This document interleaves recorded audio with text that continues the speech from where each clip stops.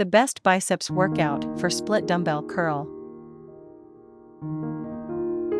To create an incline dumbbell curl, a lifter needs to lie down on a gym bench.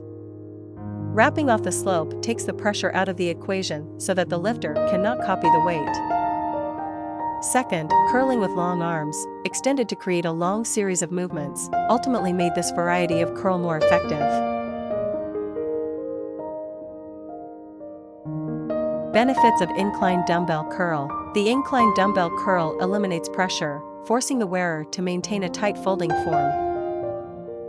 Raising the extended arms increases the range of exercise to get muscle tension.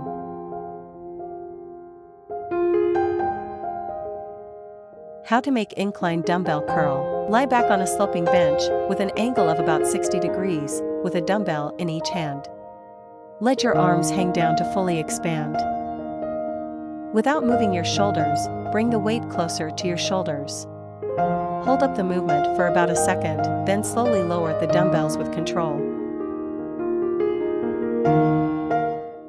Thank you for watching and subscribes my channel.